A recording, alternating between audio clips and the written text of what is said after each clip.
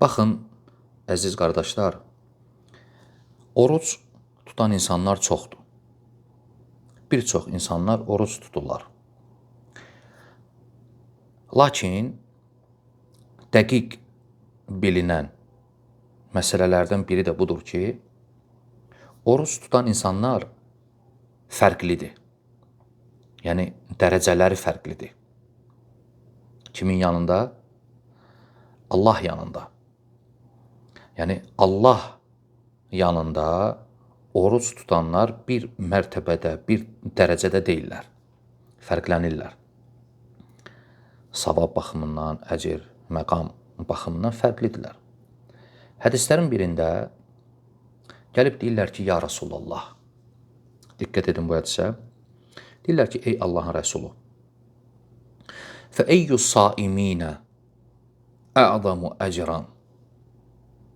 Oruc tutanların içərisində ən böyük əcrə sahib olan kimdir? Suala fikir verin. Ya Rasulallah, oruc tutanların içərisində ən çox savab, əcr qazanan kimdir? Kimlərdir? Peyğəmbər sallallahu aleyhi və səlləm deyir ki, fəəktəruhum lillahi təbarəkə və tealə zikran. Allaha ən çox zikir edənlər. Nə deməkdir bu hədis? Nə öyrədir bizə?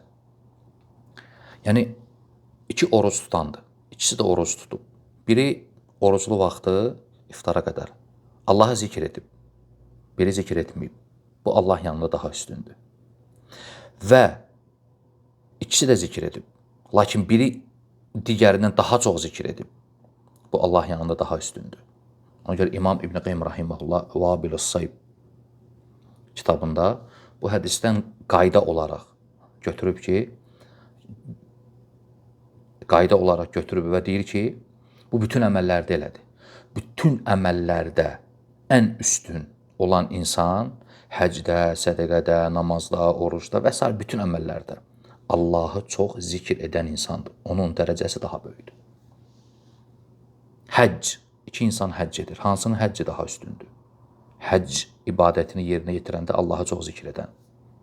İki namaz qalandır. Hansı daha Allah yanında üstündür, dərəcəsi daha böyükdür? Namazda Allahı çox zikir edən. İki oruc tutandır. Hansının orucunun savabı, əcri Allah yanında daha böyükdür? Hansı oruc tutan ki, Allahı daha çox zikir edib?